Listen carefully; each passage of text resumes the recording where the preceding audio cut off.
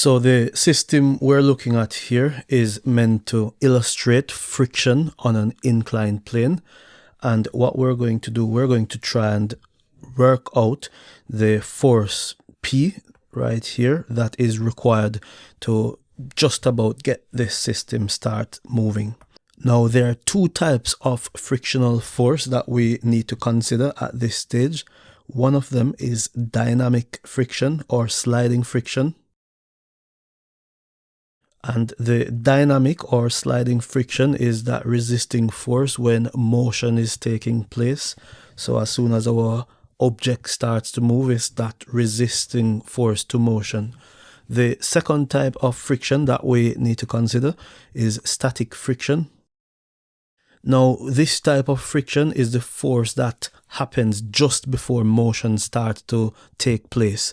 So the type friction that we're working against today is static friction. So what we need to work out then is the value of P. So that force that is required to just about get this object moving. So let's start doing our analysis. So in interpreting the diagram here, so what we have is this force P that is being applied to the system. And the mass of this system is 25 kilograms. So that's our 25 kg there. And what's happening is this force P at the front right here is pulling upward, and it's go against the resisting force, which is the frictional force that's pulling in the opposite direction. Now, in addition to that, we have other forces that's quite crucial to this, and one of them is gravity. So that's where we have this mg, which we're going to work out, and that's our mass times gravity there, which gives us the weight of our object. But another crucial thing to consider is the normal reaction. So that's our normal reaction.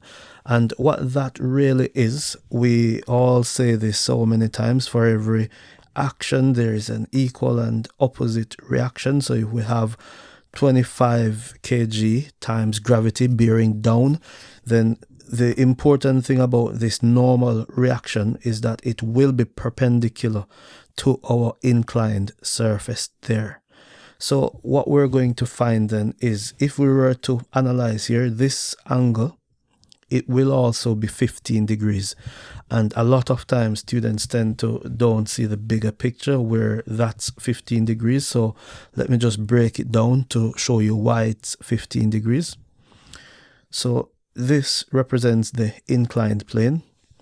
This here is our vertical force, which is mass times gravity.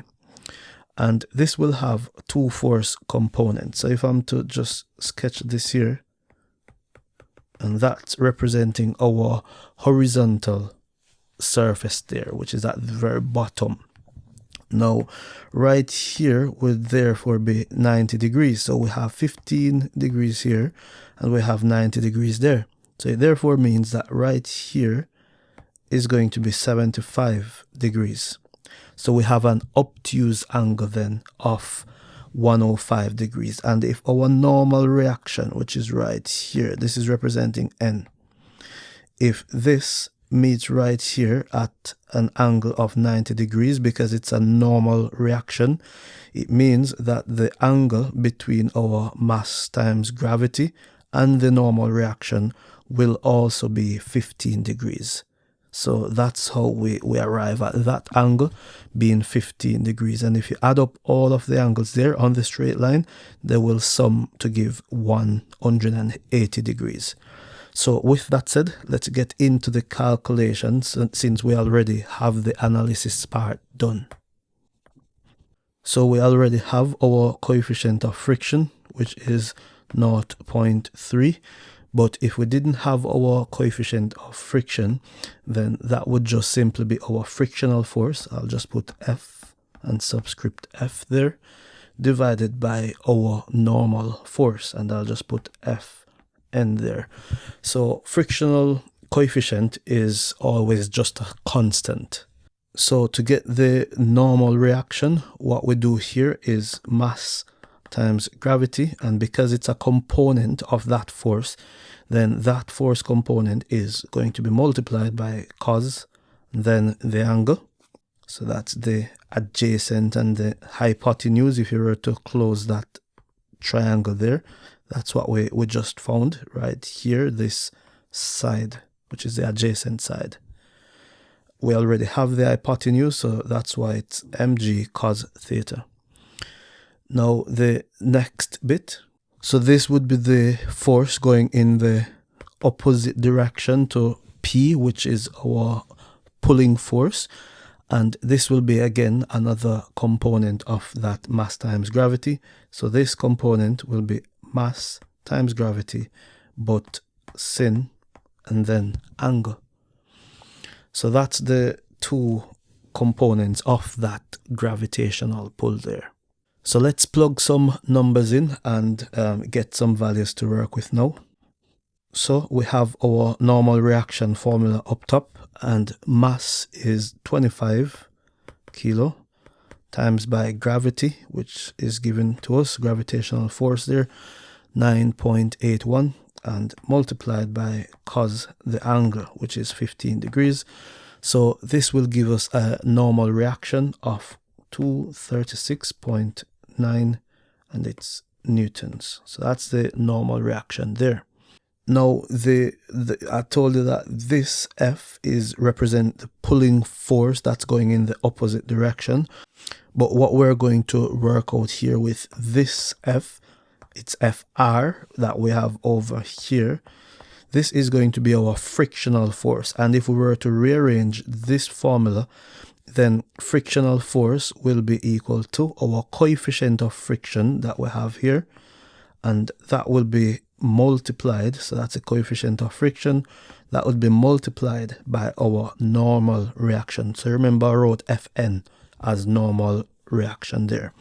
So when we do that, then we get the frictional force, so that's the force between the mass or the object and the surface. So that's coefficient of friction multiplied by normal reaction. So that gives us 0.3 multiplied by our previously calculated 236.9, and this is 71.1 newtons. So that's the amount of force that we're losing to friction. So now, in order to understand how much pulling force, so this is what we're after, how much P would be, it's everything that we have to overcome in that equal and opposite direction. And what we have is that F, so that's a force that's going opposite to our pulling force. So that was mg for mass times gravity, sin, and then the angle. And we also have this frictional force that we just calculated. So we're going to add these two now, so that frictional force. So those are all the forces that we have in the equal and opposite direction to contend with. So it's going to be 25 multiplied by 9.81 times by sin and 15 degrees. And this will be added with our previously calculated frictional force there of 71.1 newtons. So that's the frictional force that we have to overcome right there. And this will give us a total of 63.48 and plus 71.1, which equals to 134.6 newtons.